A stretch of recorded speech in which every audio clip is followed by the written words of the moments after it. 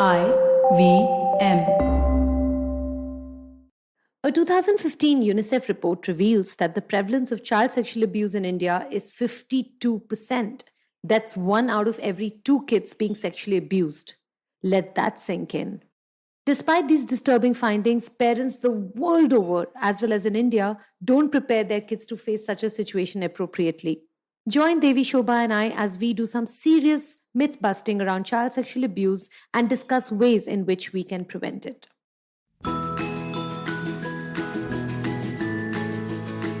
Almost every job in the world requires training, except parenting. You need to learn parenting on the job, and that can be really hard. Here on Big Talk about tiny humans, we want to help you navigate the world of parenting better and make your lives a little bit easier. Hi everyone, I'm Meghna. And hi, I'm Devishobha. Every week, we bring you the best research on parenting, Top tips from experts, and actionable strategies to confront the numerous challenges that all parents and educators face. So let's get started, shall we? Before I became a parenting educator, I was a working mom who only ever left my child with my mom or my mother in law. And I didn't think to teach my child about abuse prevention because they were always in the care of people I trusted. But children grow quickly and time passes in a flash. And the next thing you know, they're off to school or to a daycare or summer camp where they are in the care of others for hours. So, how can we prevent our kids when we're not with them? Shobha, I'm so glad we're talking about this topic. It's a topic very close to my heart. And I'm so happy to share this knowledge and to bust some myths around child sexual abuse in India with our audience today. Absolutely, Meghna. It is very close to my heart too, especially because there have been some people that I know very closely that have also gone through this, and I know the kind of trauma that can extend much beyond the time frame that we usually think. It's not easy to get over child sexual abuse, especially because it's very hard to discuss. We cannot find people easily to share this trauma with. It's very hard to relate to. Though, surprisingly, as you just revealed, about 52% of child sexual abuse is actually carried out by people that the parents and the child themselves trust with a lot of good faith, and they are given to interested in their care with a lot of trust and responsibility, and still it happens. And a study on child abuse by the Ministry of Women and Child Development way back in 2007. I know you quoted 2015 study by UNICEF, but surprisingly, I just want to bring it out here that between 2007 and 2015, not much has changed, because about 50% of the abuse is still happening for children with whom they trust, and about 53% of the children having reported. Now, mind you, this is only reportage, okay? 53% of these children have faced one or more forms of sexual abuse, and states like Andhra Pradesh, Assam, Bihar, and Delhi have reported the highest percentage of sexual abuse, okay? And just imagine the number of people who have not even reported. Okay, and we all know cases where parents, for want of a better word, just want to hide the experiences of their children because they do not know where to go, where to find safe space to share their experiences, right? And this is the second stage. Now, this is after the child has shared it with them, right? And then the parent has to find a safe space to safely help their child. Now, that's a different problem, but the first level of problem is that children do not even go to their parents for to discuss this or report this. And there are many reasons for that, which we will also look at eventually through this talk. Right. So I mean, as you said, right, that a lot of parents, their response, their reaction to this is not very favorable. And I guess that's also a reason why kids are scared to reveal this traumatic incident. The reportage is low. That is why. So, but let's take a step back. Even before it happens, a lot of parents believe that this won't happen to my child. Like, I won't like to believe that this would happen to my kids, right? But we also know that a majority of abuse is perpetrated by people known to the child, as you mentioned, right? Who are in a position of trust and responsibility. So, how can we create awareness about child sexual abuse without really scaring the parents? Yeah. So one thing is, Meghna, we all have to understand that in a changing world and in a world that is where we have a flood of content and other things around us, I think one of the main responsibilities of ours is to educate ourselves, right? And there's Yeah. no denying that. So if we are in denial, the losers are us, right? So when there are statistics staring in our face that about 50% of the children, and this is just reportage, again I keep coming back to this, reportage is very low compared to the number of incidences, and we all know this, right? Now if parents, I mean, I say this for myself and for you and for millions of parents like us, if we just look around and we have a deep conversation with some friend of ours, there I'm sure there's some conversation that will bubble up around sexual abuse in the family or within the circle of friends that has not been dealt with properly, that has not been assuaged for the child in a proper way. It's very traumatic for the child, it's very traumatic for the parent as well, right? So the best way for us to deal with this right now is to empower ourselves with knowledge, okay, and to empower ourselves with strategies to communicate the right steps to take to our next generation. It is our responsibility, no less than that, right? So this is what I have to say about parents who believe it won't happen to us. I do not wish anybody should face this, but the reality is something far more sinister. Absolutely, Shobha. Thanks so much for that. And we're taking a break right now, but we'll come back after the break and discuss exactly what those strategies are, about how parents can talk to their kids about sexual abuse, how they can themselves educate themselves and create awareness. Hello, everybody. It's been another great week on the IVM Podcast Network. On The Habit Coach, communication consultant Cass Thomas tells Ashton why communication always needs to start with us. Misconduct is back with Season 3. Raghavi and Nisha tell us the real-life story of Gangubai Kathiawadi. On Audio Gyan, Kedar asks architect Fernando Vello about the future of maps in the digital era.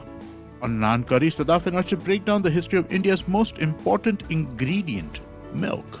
And on Marathi Kirkitun, the Deshmukhs talk about Ravi Kiran Mandal and his contribution towards Marathi poetry. Do follow us on social media. We're IVM Podcast on Twitter, Facebook, Instagram, and LinkedIn. On LinkedIn, we've been doing a series of profiles of people within the office, so do check that out for sure. And remember, if you're enjoying this show or any of our other shows for that matter, please do tell a friend. Also, don't forget to rate us on any platforms you're listening on. And you can also check us out on YouTube. We have a page on our website, ivmpodcast.com/YouTube, with a list of all our channels. We're also doing a small listener survey to better understand how you, the listener, responds to the advertising on our network. And also, we just want to know a little bit more about you. We would really appreciate it if you could spare a few minutes to fill it out. It will really help us build some better shows for you. And finally, we'd like to thank our sponsors on the network this week, SBI Life Insurance and Jupiter, a digital banking app.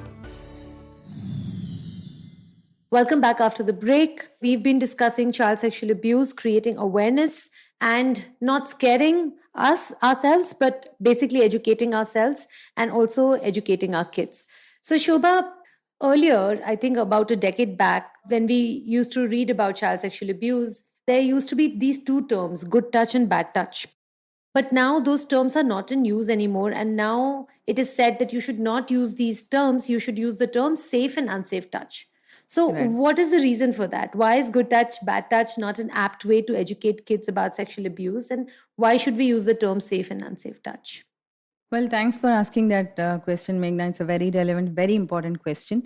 So, like you said, a decade ago, I remember conducting these workshops for children in my community and even in neighboring communities to educate children about child sexual abuse. And I remember using these terms, good and bad touch. And one of the things that has evolved over time from research by child psychologists like yourself is that good touch and bad touch can see one of the reasons that most children do not report these experiences with them, even if they do not fully understand their experiences, is that they confuse it with good and bad in terms of morality. And, like we actually discussed in a previous episode, we talked about empowering kids to personal security awareness, right? So, in that talk, when Chakradhari so beautifully explained that potential perpetrators or potential attackers are looking for children who kind of don't look very confident about themselves and can easily be manipulated. So the one step they definitely do take, when they are planning to attack somebody or are attacking somebody through abuse, is that they definitely play on their morality. So they do say that, this is a bad thing you're doing, and this is something that will make your parents love you less, right? So it kind of confuses the child about issues on morality. And sometimes, there is also this issue about a child is, like we talked about growing sexuality of children, right? It can also feel good to the child, when they are being touched, though it is not necessarily good, in the traditional sense of the word. It can feel good. So those two terms can get confusing, which is why good and bad touch versus safe and unsafe touch makes a lot of difference. And another thing also is that unsafe touch can come from people, like we already discussed, can come to the child from people that they think are good, that they love, that they trust very much. So it can also end up confusing them, in these areas where they love the person but they're not feeling good about it. So then good and bad touch can, those terms can get mixed up. So it is always better to use the terms safe and unsafe touch for these reasons. In between, Shobha, you had mentioned that it can feel good. The touch can feel good. What does that mean? So, I think, Meghna, you have covered this in one of your YouTube videos where, a child starts stimulating himself or herself from a very young age because they are getting to discover their bodies. So, a bad touch, in the traditional sense of the word, like it's supposed to mean that, can actually feel good to the child because they might be getting stimulated in a different way, but it definitely is not good for the child in a broader sense of the word, because obviously they're getting abused. They're not getting a right. They're not getting a good experience, in the larger So sense that's of the also word. why the term good touch can be confusing to a child, Yes, because absolutely. it can feel pleasurable, but it's actually not a safe touch. So therefore, Yes. right, got it. Okay, Yeah. right. Now, another problem in this area is that a lot of parents don't think that using correct names of genitals in front of their kids is a good idea. So, why is not only using correct terms for genitals, but also teaching them actively to our kids important? Right.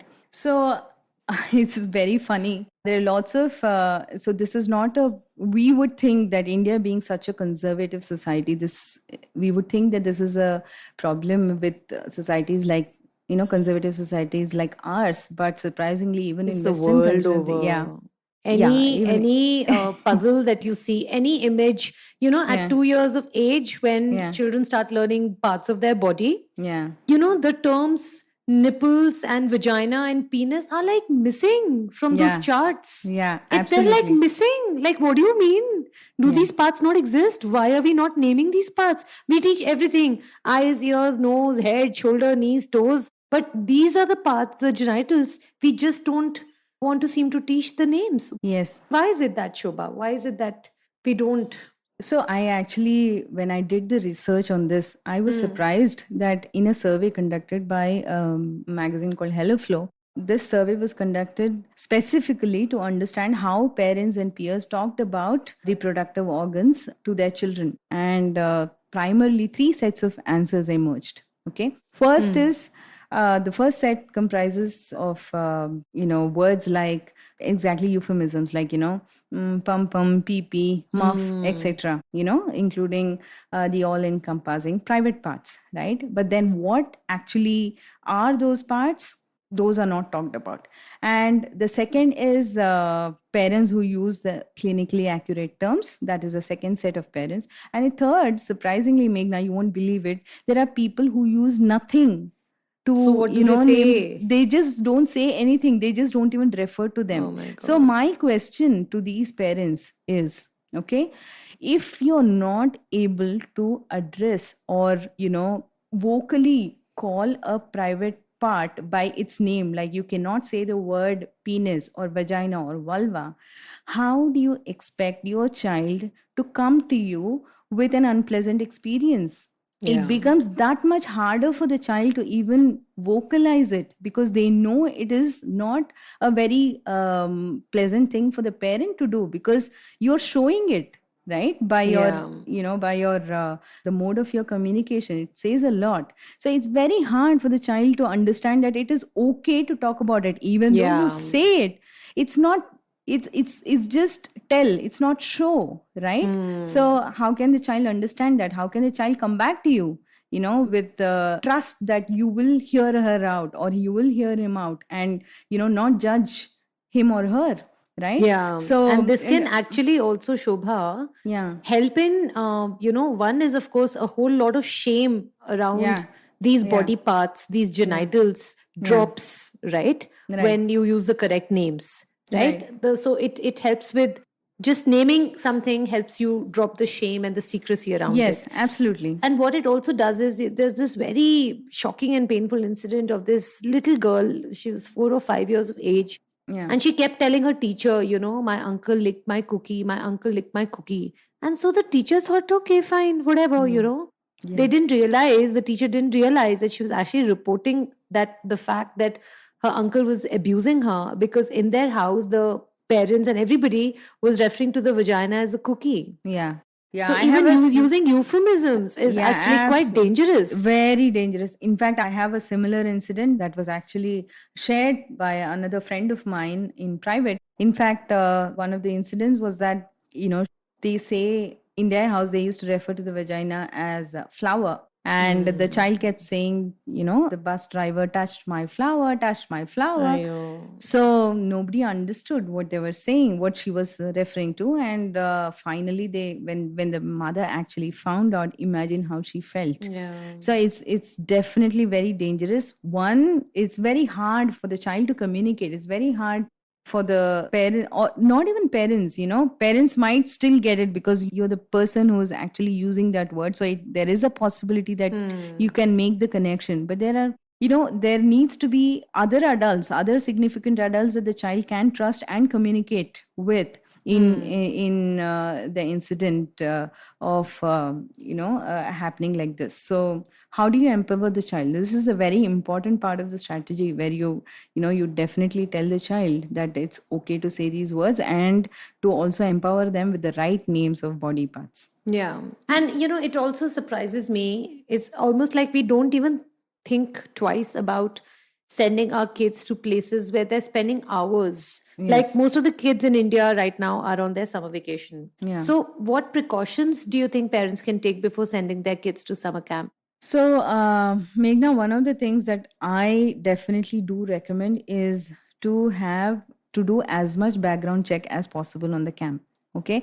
So, the background check should include a few definite steps. One is to understand whether the camp itself does background checks, for the people they employ, or engage through the camp. So usually what happens is, we have these 10-day summer camps, from morning till evening. So one is, how much access do they provide to your child through the day as they're engaging with your child? How much of background checks are they willing to share with you, right? How much transparency is there in terms of contact numbers, talking to people responsible for the camp? All this matters. I've seen camps where they would say they will just have like one contact person, and then you're not supposed to talk to anybody else. It becomes very, very opaque and very hard to reach the person. There are summer camps now that offer CCTV cameras, and that's not at all expensive these days. It's a fairly easy thing to do. So you can definitely ask for technological interventions for safety. And then you should also definitely make it a point to understand the camp's policies on recognizing and preventing sexual abuse. How do they deal with complaints, right?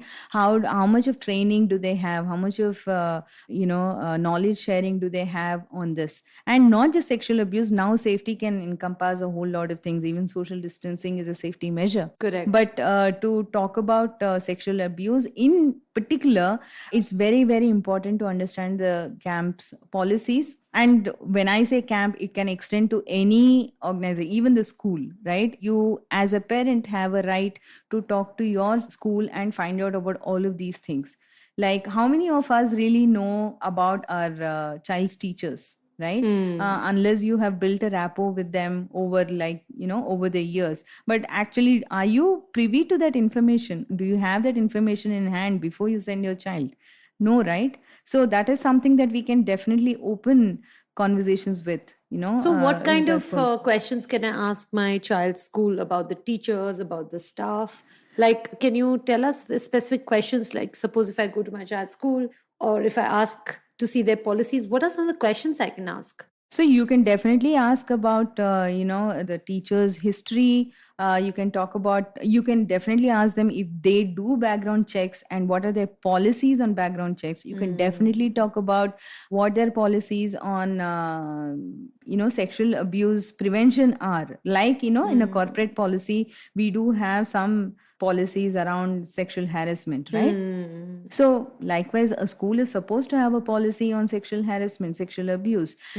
This is a true case, Meghna, and this is very, very heartbreaking. And this is a school, a well known school in Chennai, where one of the students was being sexually abused by a male teacher, right? This is a high school student. So again, my friend's daughter actually saw this happening. The girl who was being abused My did God. not vocalize it, but my friend's daughter saw it and she reported it to my friend. And my friend actually discussed it with, opened the flow of a discussion in the group, right? After having spoken to her parent. And the parent, kind of absolutely denied having to do anything with this. She refused to take any steps because she was so scared Oh my of, God. not of the school, but of the stigma, right? So, the more transparent we are, here we see that, like in most cases in India, again, parents are forced to have their own kind of WhatsApp groups, have their own modes of communication. It's very hard to get some kind of an authentic communication from the school. A transparent communication. It's very hard. So I think we should open conversations around this where we can have transparent channels of communication. Definitely ask for policies around sexual abuse. What do you do, in case this happens? How do you, and what are your safety measures? Like, where do you have your CCTV cameras? Where do you, Correct. how privy are we to these cameras? Because see, now mobile phones, all of them have softwares. People are ready, parents are ready to pay for safety. So if you just say that, what, we are going to be including these areas are cordoned off and these are the areas where we allow our children to move, these are the areas where we can provide you a transparent view of what's happening, except for the classrooms, maybe for the interaction with the teachers, but otherwise everywhere CCTV cameras are definitely doable, right? So I mean, these are conversations you can definitely have with the school. And I think these kinds of conversations are also being welcomed now because times are not the same anymore, right? So Right. there's not as much resistance as there used to be, especially after COVID, I might say, Yeah. right? Okay, Shobha, that's great. I think hopefully all of us can lead with awareness and open these conversations with our kids' school and with our kids as well. Why don't we now talk about your top tips for teaching kids about child sexual abuse, Shobha? Sure. So, Meghna, one of the things that definitely stands out as a top priority for any parent to talk to their child, to prepare their child with knowledge on this, is to really pass on that knowledge to their child in a very age appropriate way. So, one is, as part of this knowledge, you educate the child about what is safe and unsafe touch. Now, usually there is this bikini principle, right? Parts of the body that are covered by a bikini, that is unsafe to touch, right? Off limits, yeah. Off limits, absolutely. They are only allowed to be touched, right, by somebody like a doctor or your own parents, and even by a doctor in the presence of your parents or somebody you trust, right? And building a list of things to do for them, right? When they kind of sense something's happening. So I would like to encourage our listeners to go back and listen to our episode on personal security awareness, because knowledge about what is happening in your surroundings is also very important now knowledge, and they can be groomed from a very young age to be aware of their surroundings, right? So that's for knowledge. K. Then e we have talked about this. E, we definitely have to avoid euphemisms. We have to name body parts accurately, without shame, without any stigma, and help them articulate their experiences if at all it happens, an unfortunate experience happens to them. So this is empowerment, to actually help them vocalize their experience without using euphemisms. Then R is R in kernels is radical understanding. So radical understanding happens only when you build a trust in your child that you will hear them out no matter what, without judgment, without shaming, without criticizing, right? So radical understanding, you have to actually demonstrate it, right? So N is to empower the child to say no, right? And one of the things that definitely goes into training the child about safe and unsafe touch is for them to say no as loudly as possible. They literally can shout no and then just get away from there. That's one of the parts of the safe and unsafe training, because a predator is only looking for silence and secrecy.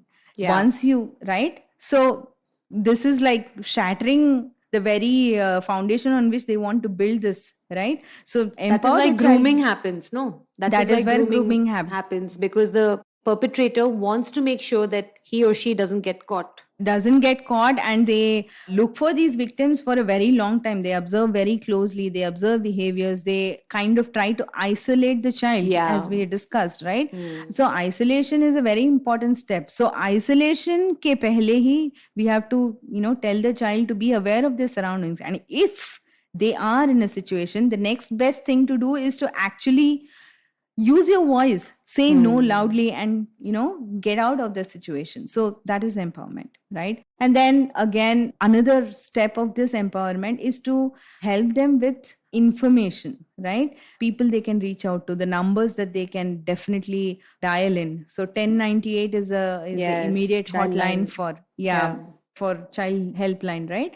So empower them with that information. That was really useful. Then I would say build a L for build a trust list, right? L is where they can go to a trusted adult. Like if they are in school, you can definitely identify an adult who they can talk to. Not only in this case, because no parent, like we said, no parents wants to visualize this, right? But not just in this case, but even otherwise, somebody who can listen to the child and build that trust and offer solutions, whether small or big, and then at home a few people that they can trust and who can who they can talk to openly. This is a trust list, which is very, very important.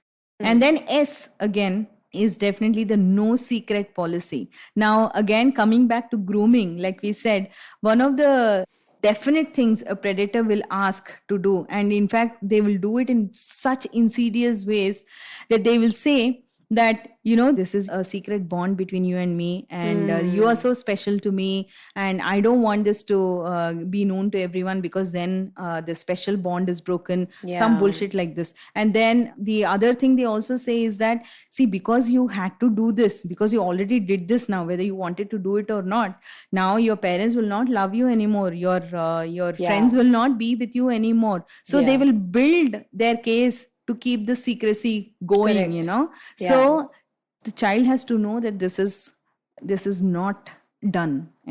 So again, it all comes back to building trust, building the communication, and saying to the child categorically that there shouldn't be any secrets, right? Yeah. In any kind of experiences that they have to come to us and definitely have to share whatever it is. And again, that comes from giving them the confidence that we will trust and We will believe them. we will Exactly. believe them no matter what, because most children do not come back a second time, because see, first time it's very hard for them to articulate and communicate what exactly has happened to them, right?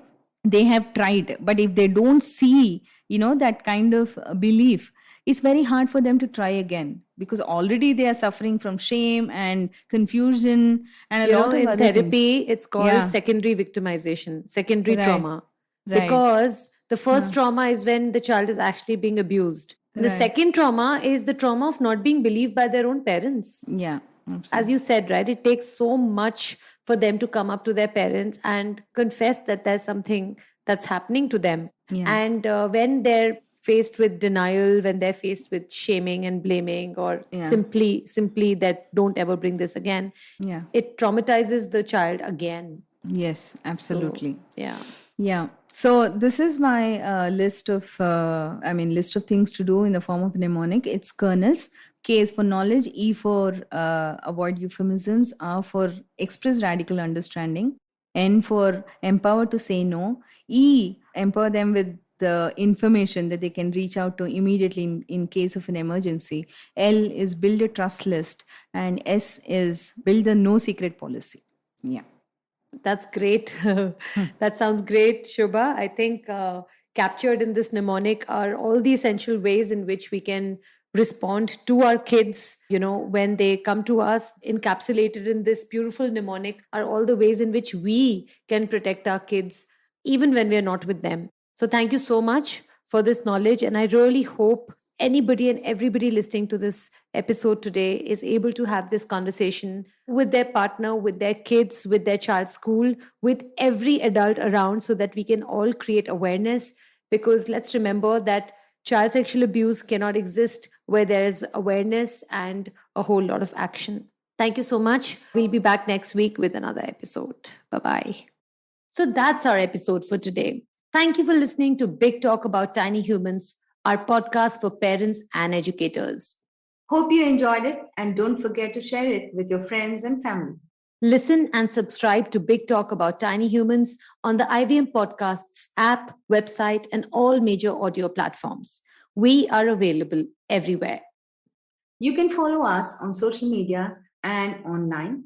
Meghna is at The Therapist Mommy on Instagram and YouTube. And check out her website, raisingfamilyacademy.com, for a transformative course on raising a child with emotional intelligence. And Devishobha is at Kidskintha on Twitter and Instagram. And check out kidskintha.com for in-depth articles and events on parenting and child development. While you're at it, do also check out other great shows from the IVM Podcasts network at shows.ivmpodcasts.com. And IVM is on social media at IVM Podcasts on Twitter, Facebook, and Instagram. We'll catch you again on our next episode.